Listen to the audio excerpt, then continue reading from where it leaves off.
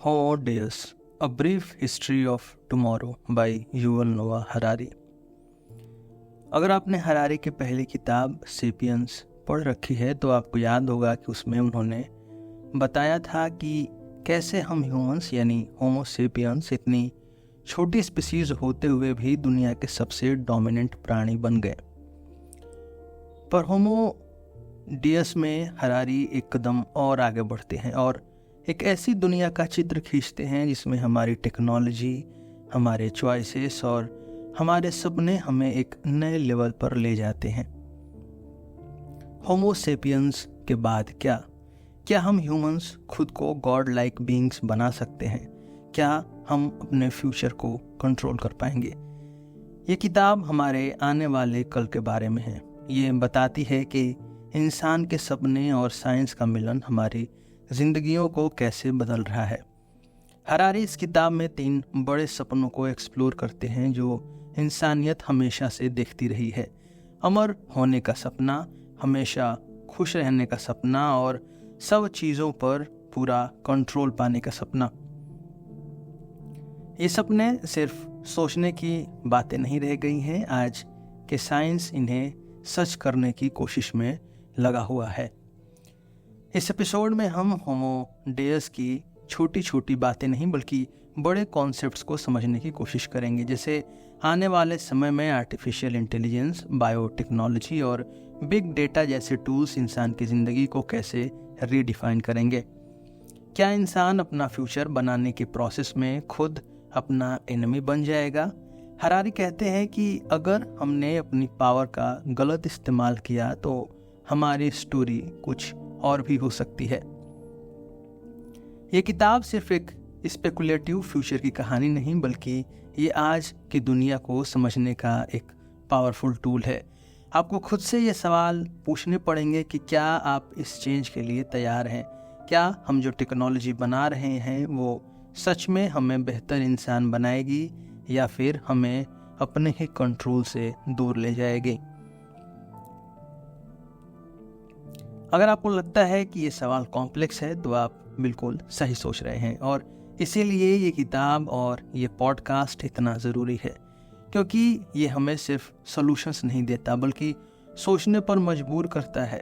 आज के एपिसोड में आप ये समझ पाएंगे कि किस तरह हमारा आने वाला कल तय हो रहा है और हम इसमें क्या रोल अदा कर रहे हैं।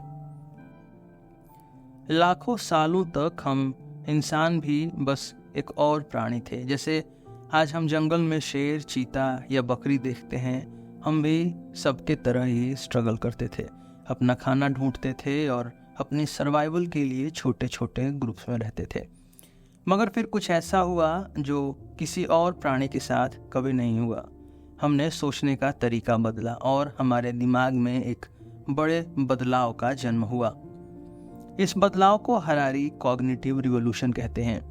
कॉग्निटिव रिवॉल्यूशन वो टर्निंग पॉइंट था जहाँ से हमारी कहानी अलग होने लगी। हमने न सिर्फ टूल्स और आग को कंट्रोल करना सीखा बल्कि हमने सोचने के तरीके को बदला। हरारी कहते हैं कि इस कॉग्निटिव रिवॉल्यूशन ने हमें एक यूनिक एडवांटेज दिया। हमने लैंग्वेज का यूज़ करना सीखा, लेकिन लैंग्वेज का असली पावर सिर्फ कम्युनिकेशन तक सीमित नहीं था। इसका असली एडवांटेज था कि हमने आपस में नैरेटिव्स यानी कहानियाँ बनाना सीखा। हम फैक्ट्स के आगे बढ़कर मिथ्स, स्टोरीज और आइडियाज़ को डेवलप करने लगे। इसी वजह से हम इंसान ग्रुप्स में काम करने लगे। एक लायन का ग्रुप 10 से 12 लायंस तक सीमित होता है, पर इंसान के ग्रुप्स बहुत बड़े होते हैं।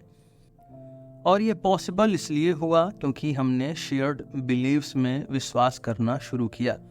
यही कॉग्निटिव रिवॉल्यूशन का एसेंस था। हमने कुछ ऐसे कॉन्सेप्ट्स डेवलप किए जो नेचर में डायरेक्टली नहीं मिलते, जैसे रिलीजन, नेशंस और मनी। ये सब चीज़ें असली नहीं है, ये सब इंसान की सोच से बनी है। और यही शेयर्ड मिथ्स हमें एक दूसरे के साथ काम करने, बड़े सोसाइटीज़ बनाने और कॉम्प्लेक्स सिविलाइजेशंस खड़ा करने में मदद करती हैं। तो हरारी कहते हैं कि यही मिथ्स और नैरेटिव्स हैं जो हमारी सबसे बड़ी स्ट्रेंथ है। रिलीजन हो या पॉलिटिकल सिस्टम्स, इन्हीं नैरेटिव से ह्यूमन हिस्ट्री को शेप किया है। हरारी बताते हैं कि पुराने समय में इंसान एक दो देवताओं को पूजते थे, लेकिन जैसे जैसे सिविलाइजेशन आगे बढ़ी, इंसान ने नए तरीके के नैरेटिव्स बनाए, जैसे कैपिटलिज्म, डेमोक्रेसी और ह्यूमन राइट्स। ये सब भी एक तरह के मॉडर्न डे मिथ्स हैं। ये मिथ्स हमें एक कॉमन गोल के लिए काम करने के लिए इंस्पायर करते हैं, चाहे हम अपने पर्सनल लेवल पर कितने ही अलग क्यों न हो। हरारी कहते हैं कि ये स्टोरीज हमें यूनाइट करती हैं। बिना इन स्टोरीज के हम इतने बड़े बड़े सोसाइटीज नहीं बना सकते, पर इनके बिना इंसान के ग्रुप्स इतने स्ट्रांग नहीं होते।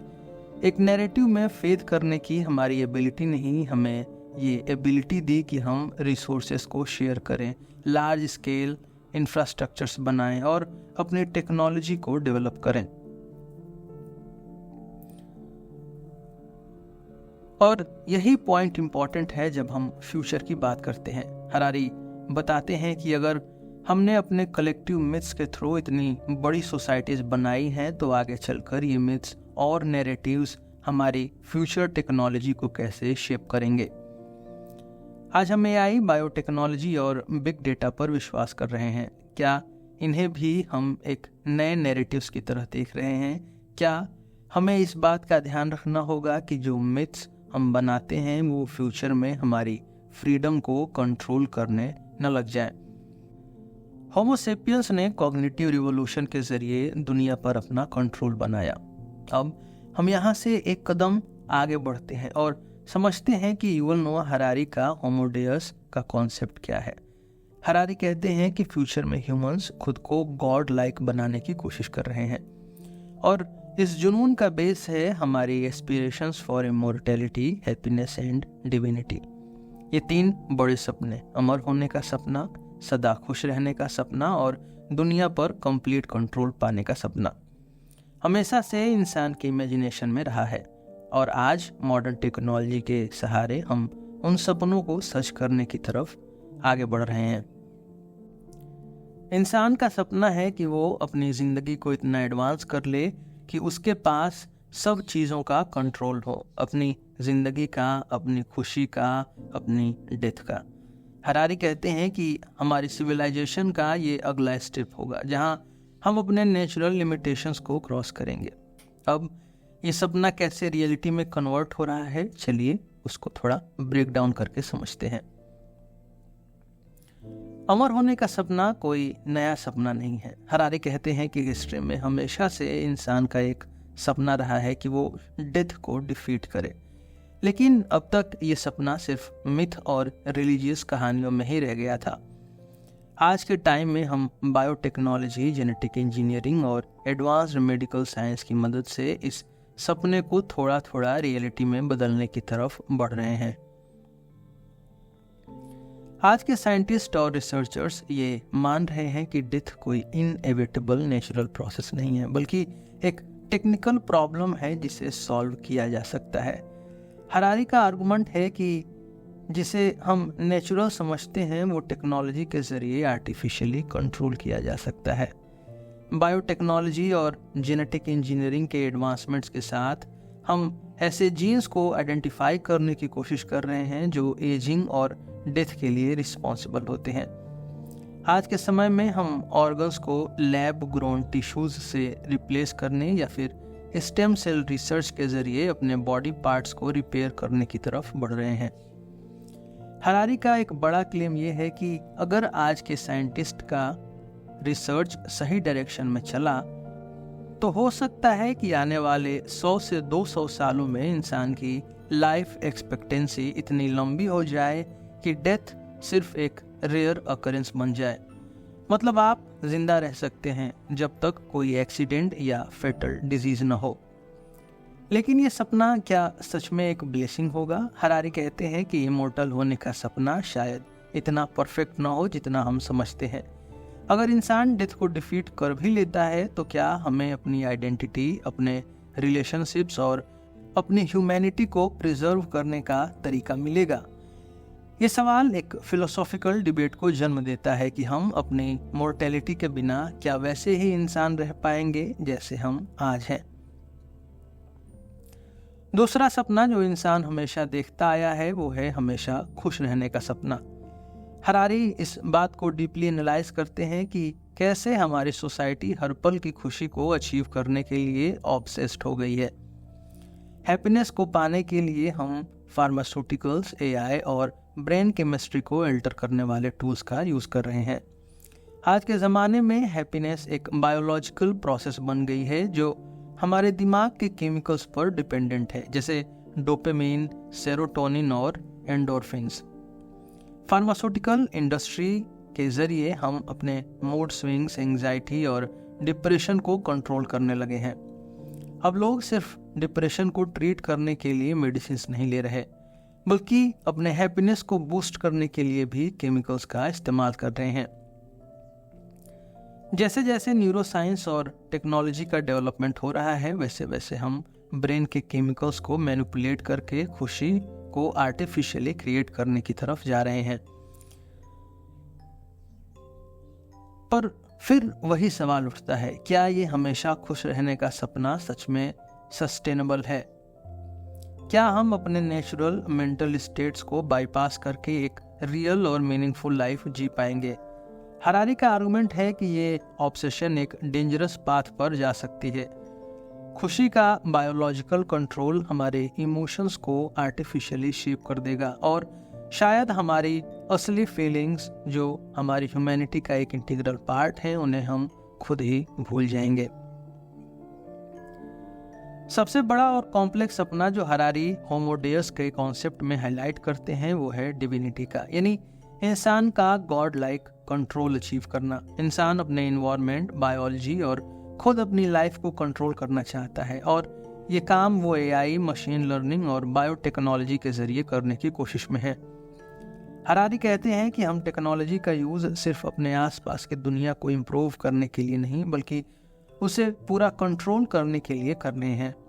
आज हम एआई और मशीन लर्निंग के जरिए डिसीजंस ले रहे हैं, जेनेटिक इंजीनियरिंग के जरिए डिज़ाइनर बेबीज बनाने की सोच रहे हैं और इन्वायरमेंटल सिस्टम्स को मैनिपुलेट करके क्लाइमेट चेंज को टैकल करने की कोशिश कर रहे हैं।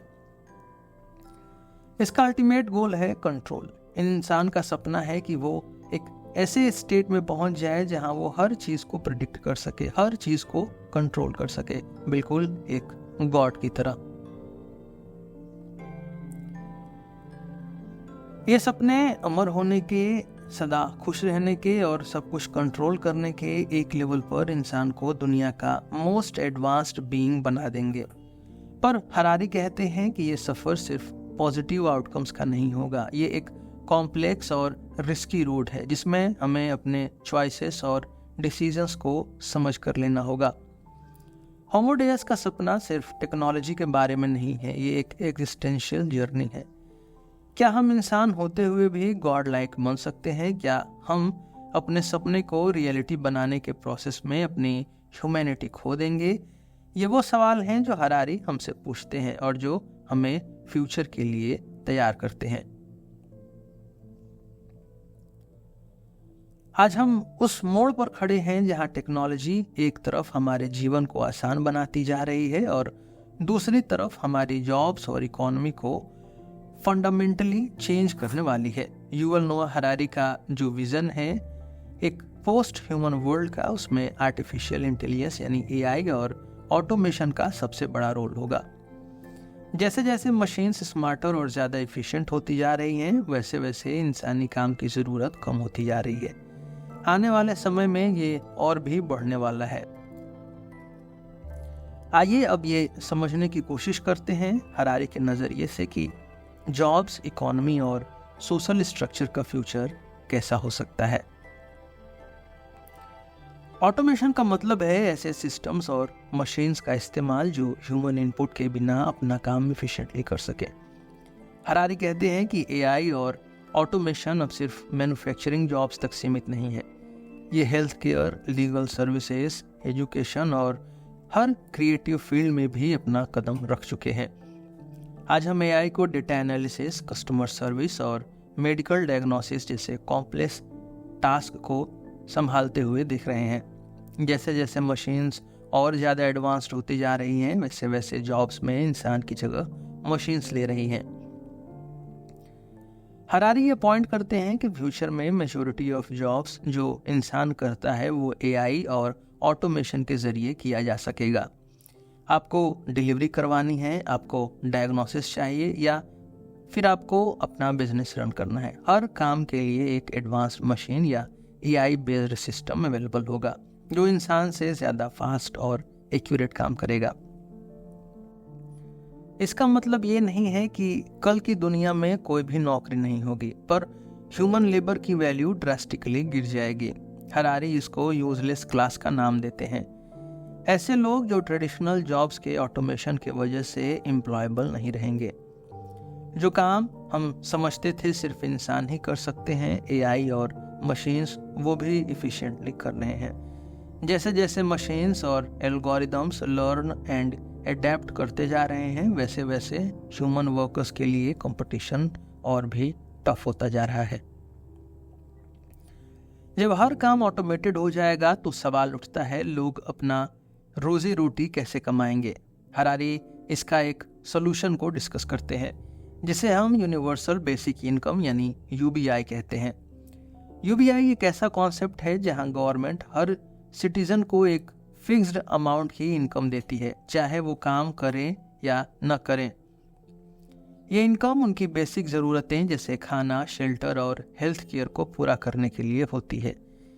यूबीआई का कॉन्सेप्ट इसी वजह से पॉपुलर हो रहा है, क्योंकि अगर ऑटोमेशन की वजह से जॉब्स खत्म हो गई तो सोसाइटी में इनकम इनक्वालिटी काफ़ी बढ़ जाएगी। ऐसे में गवर्नमेंट्स को एक सिस्टम बनाना पड़ेगा जिससे सबको बेसिक सर्वाइवल के लिए पैसे मिल सकें। हरारी कहते हैं कि अगर आपकी जॉब एआई या रोबोट्स ने ले ली है तो आपको अपने सर्वाइवल के लिए यूबीआई का सहारा लेना पड़ेगा। लेकिन ये भी एक फिलोसॉफिकल और पॉलिटिकल क्वेश्चन है। क्या यूबीआई सिर्फ शॉर्ट टर्म सोल्यूशन होगा या लॉन्ग टर्म तरीका बन जाएगा इंसान की ज़िंदगी सस्टेन करने का? और क्या ये पॉसिबल है कि सबको एक स्टेबल और सिक्योर इनकम मिले जब दुनिया के रिसोर्सेस इतने लिमिटेड हैं? हरारी एक और इंटरेस्टिंग प्रेडिक्शन करते हुए ये कहते हैं कि आने वाले समय में सोसाइटी में एक नई तरह का सोशल डिवाइड होगा। वो लोग जिनके पास एआई, बायो इंजीनियरिंग और एडवांस्ड टेक्नोलॉजी का एक्सेस होगा, और दूसरी तरफ वो लोग जो पीछे छूट जाएंगे। एलीट लोगों के पास एक्सेस टू टेक्नोलॉजी होगा जिससे वो अपने लाइफ स्पैन बढ़ा सकते हैं, अपनी इंटेलिजेंस इन्हेंस कर सकते हैं और अपने फिजिकल एबिलिटीज़ को भी अपग्रेड कर सकते हैं। ऐसे लोग, हरारी कहते हैं, फ्यूचर के सुपर ह्यूमंस बन जाएंगे जो जेनेटिकली इन्हेंस्ड होंगे और जिन्हें कोई भी डिजीज, एजिंग या डेथ फेस नहीं करना पड़ेगा। दूसरी तरफ मेजॉरिटी ऑफ ह्यूमैनिटी को वो एडवांस्ड टेक्नोलॉजी और हेल्थ केयर सर्विसेज अवेलेबल नहीं होंगे। ये एक तरह का टेक्नो एलीट और यूजलेस क्लास का डिवीजन होगा, जहां एक तरफ एलीट लोग टेक्नोलॉजिकल गॉड लाइक कंट्रोल पा चुके होंगे और दूसरी तरफ मेजॉरिटी लोग ट्रेडिशनल सोशल सिस्टम्स में स्ट्रगल कर रहे होंगे। ये गैप तब और भी बढ़ेगा जब एआई और बायो इंजीनियरिंग सिर्फ रिच और पावरफुल लोगों के कंट्रोल में होंगी। मिडिल क्लास या लोअर इनकम ग्रुप्स के पास रिसोर्सेस की कमी होगी जो उन्हें पीछे छोड़ देगा। हरारी कहते हैं कि यही वो पॉइंट है जहां ह्यूमैनिटी अपने आज के सोशल और इकोनॉमिक सिस्टम्स को कंप्लीटली रीडिफाइन करने की जरूरत में आएगी। हरारी का होमो डेउस फ्यूचर स्पेशली जॉब्स और इकोनॉमी के लिए एक चैलेंजिंग पिक्चर पेंट करता है। ऑटोमेशन और एआई से ह्यूमन वर्कफोर्स का डिस्प्लेसमेंट ऑलमोस्ट सर्टेन है। यूनिवर्सल बेसिक इनकम एक सॉल्यूशन हो सकती है, पर क्या ये लॉन्ग टर्म स्टेबिलिटी दे पाएगी, ये एक बड़ा सवाल है। सबसे बड़ा चैलेंज होगा सोशल डिवाइड को मैनेज करना, जहां टेक्नोलॉजी और रिसोर्सेज के एक्सेस पर नई क्लासेस बनती जाएंगी। आज के समय में हम जो शिफ्ट देख रहे हैं वो इस पोस्ट ह्यूमन वर्ल्ड के टुवर्ड्स जाने का सिग्नल दे रहे हैं। हमारे डिसीजंस और पॉलिसीज इस फ्यूचर को कैसे शेप करते हैं, यही आने वाले कल का मेजर डिफाइनिंग फैक्टर होगा। डेटा और इंफॉर्मेशन का जो रोल हम आज के समय में देख रहे हैं वो सिर्फ एक टेक्नोलॉजिकल टूल तक सीमित नहीं है। युवल नोआ हरारी अपने बुक होमो डेयस में एक नई सोच को इंट्रोड्यूस करते हैं, डेटाइज्म। ये एक ऐसी आइडियोलॉजी है जो डेटा को एक नए तरह के रिलीजन के रूप में देखती है। जैसे जैसे हम एआई, मशीन लर्निंग और बिग डेटा पर ज़्यादा डिपेंड हो रहे हैं, वैसे वैसे डेटाइज्म का प्रभाव बढ़ता जा रहा है। आइए देखते हैं कि डेटाइज्म क्या है, कैसे ये दुनिया को बदल रहा है और इसके ह्यूमन फ्रीडम और क्रिएटिविटी पर क्या असर हो सकते हैं। डेटाइज्म एक नई आइडियोलॉजी है जिसे हरारी डिफाइन करते हैं as the faith in the flow of data और एल्गोरिदम्स। जैसे पुराने समय में रिलीजन और गॉड्स लोगों को दुनिया समझने का एक अच्छा ढांचा देते थे, वैसे ही आज के समय में डेटा और एल्गोरिदम्स लोगों की डिसीजन मेकिंग, लाइफ स्टाइल और मोरालिटी को डिफाइन करने लगे हैं। डेटाइज्म कहते हैं कि यूनिवर्सली कनेक्टेड डेटा और इंफॉर्मेशन फ्लो ही हर चीज का मूल है। हरारी कहते हैं कि हम ऐसे समय की तरफ जा रहे हैं जहां डेटा और एल्गोरिदम्स इंसान के डिसीजंस को रिप्लेस कर देंगे और दुनिया का हर सिस्टम, चाहे वो हेल्थ हो, पॉलिटिक्स हो या एंटरटेनमेंट, सब कुछ डेटा ड्रिवन हो जाएगा। इस आइडिया के मुताबिक जो कुछ भी डेटा कलेक्ट, प्रोसेस और एनालाइज नहीं हो सकता, उसके कोई मायने नहीं है। ये सोच एआई और बिग डेटा की ग्रोथ के साथ इवॉल्व हुई है। इंसान के डिसीजंस और इंट्यूशन को एल्गोरिदम्स और डेटा बैक्ड डिसीजन से रिप्लेस किया जा रहा है। डेटाइज्म की आइडियोलॉजी कहते हैं कि ट्रुथ और मीनिंग अब रिलीजियस या फिलोसॉफिकल चीज़ों में नहीं, बल्कि डेटा और एल्गोरिदम्स के फ्लो में है।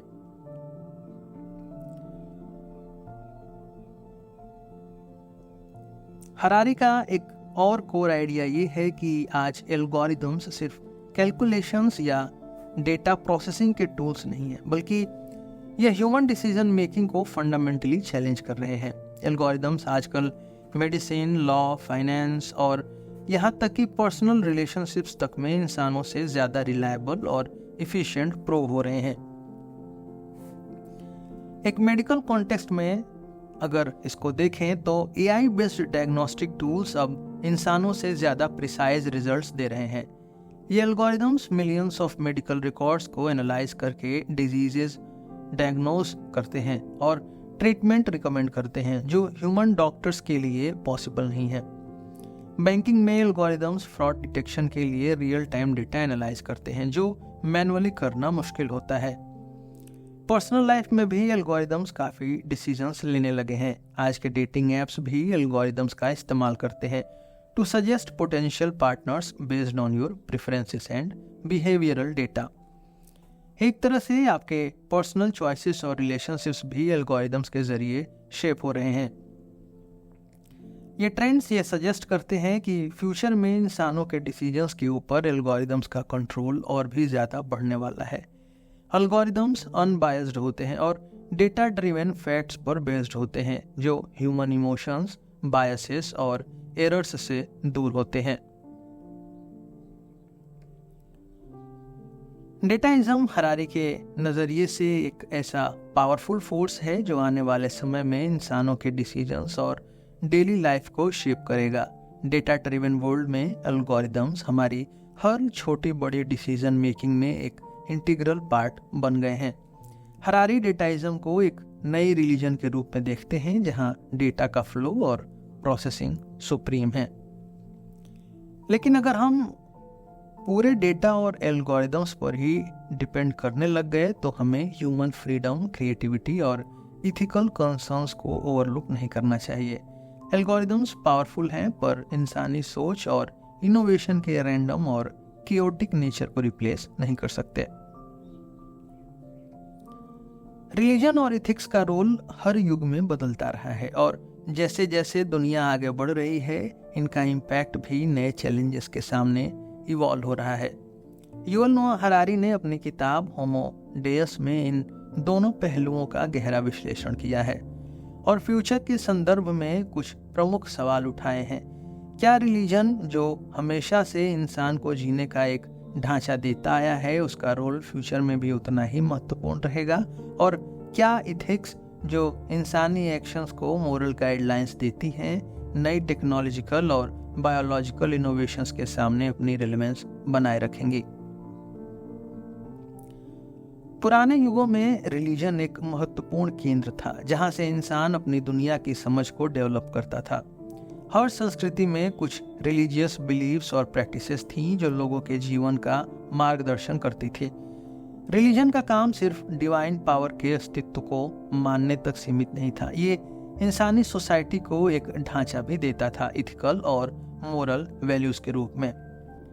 हरारी कहते हैं कि रिलीजन और साइंस के बीच एक कांस्टेंट टेंशन रहा है। पिछले कुछ सेंचुरीज में साइंस ने रिलीजन के कई एस्टैब्लिश्ड बिलीव्स को चैलेंज किया है, जैसे इवोल्यूशन और बिग बैंग थ्योरी ने क्रिएशन मिथ्स को रिप्लेस किया है, और मेडिकल साइंस ने डिवाइन हीलिंग पावर्स के कॉन्सेप्ट को साइंटिफिक मेथड से सब्स्टिट्यूट कर दिया है। इस वजह से कई लोग ये मान रहे हैं कि फ्यूचर में रिलीजन का रोल धीरे धीरे कम होता जाएगा, जब साइंस इंसानों को ज़्यादा प्रिसाइज और रिलायबल आंसर्स प्रोवाइड करेगी। लेकिन रिलीजन का एक और पहलू है जो साइंस रिप्लेस नहीं कर सकता, और वो है मीनिंग और पर्पस का पहलू।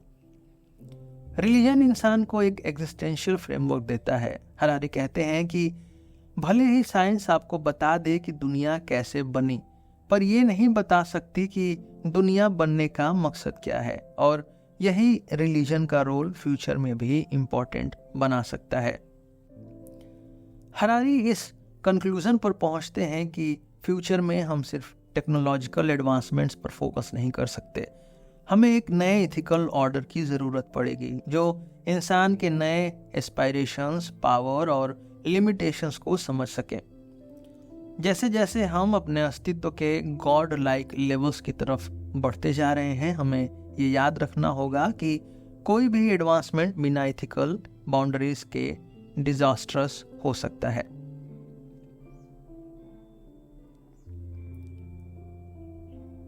हरारी का आर्गुमेंट ये है कि आज हम जिस दौर में जी रहे हैं उसमें ह्यूमैनिज्म अपने सबसे बड़े चैलेंज का सामना कर रहा है।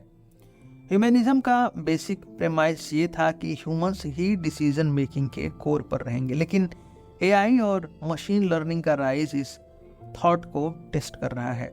जब एल्गोरिदम्स इंसान के लिए डिसीजंस लेने लगेंगी, चाहे वो फाइनेंस हो, मेडिसिन या पर्सनल रिलेशनशिप्स, तब हमारी दुनिया का ये ह्यूमन सेंट्रिक व्यू फ्रेजाइल लगने लगेगा।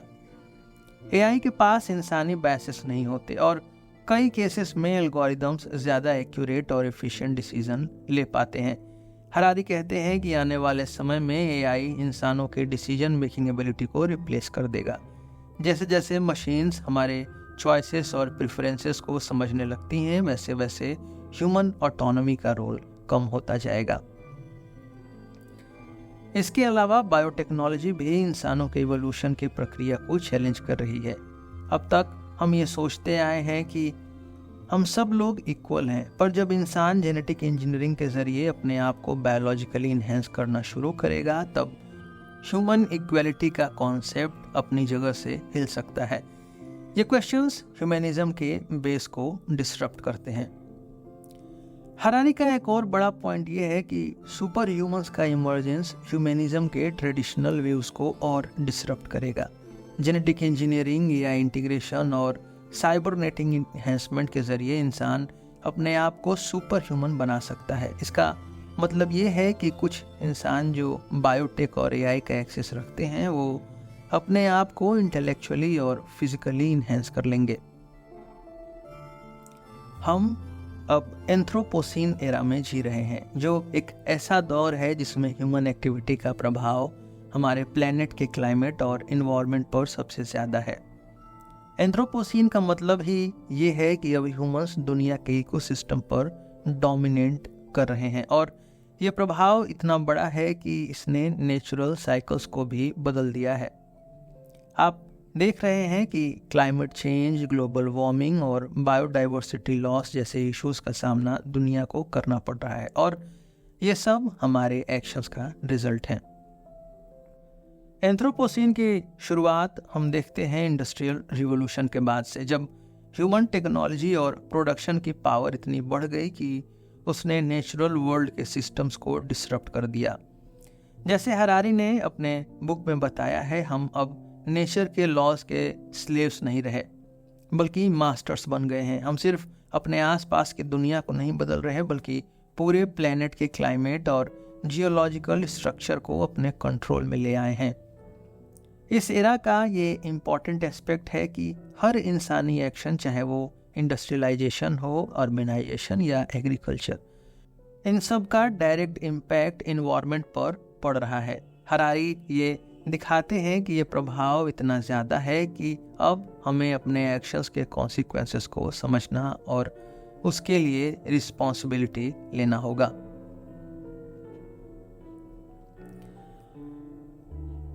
हमने इस बुक के कई क्रूशियल थीम्स को एक्सप्लोर किया। हरारी हमें एक यूनिक नज़रिया देते हैं जिसमें हम देखते हैं कि इंसानों का पास्ट, प्रेजेंट और फ्यूचर कैसे कनेक्टेड है। चलिए इन मेजर थीम्स को एक बार फिर से क्विकली रिकैप कर लेते हैं। हरारी हमें दिखाते हैं कि कैसे हम होमो सेपियन से लेकर एक ऐसे स्पीसीज बन रहे हैं जो अब अपने बायोलॉजिकल और टेक्नोलॉजिकल लिमिटेशंस को तोड़ रहे हैं।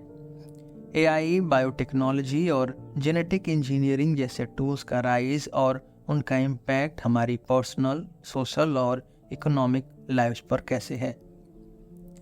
इंसानी ऑटोनॉमी, एथिक्स और मोरालिटी का एआई और डेटाइज्म के दौर में क्या रोल रहेगा? क्या हमें नए एथिकल फ्रेमवर्क की ज़रूरत होगी? हरारी का बड़ा क्वेश्चन ये है कि क्या हम सुपर ह्यूमंस बन के अपनी फ्यूचर ट्रेजेक्ट्री कंट्रोल करेंगे या टेक्नोलॉजी के स्लेव्स बन जाएंगे। ये सब थीम्स एक चीज़ को अंडरलाइन करती है, वो है इंसानी प्रोग्रेस एक डबल एजेड स्वॉर्ड है। जितनी अपॉर्चुनिटीज़ आगे आ रहे हैं उतने ही रिस्क भी बढ़ रहे हैं। इस वजह से ये किताब हम सब के लिए रेलिवेंट है, चाहे हम किसी भी फील्ड में हो, साइंस, फिलॉसफी या पॉलिटिक्स। आज के लिए बस इतना ही। हम फिर मिलेंगे आपसे एक नए एपिसोड में एक नए टॉपिक के साथ। मेरा नाम है रोहित और आप सुन रहे थे सिलेबस विद रोहित। धन्यवाद।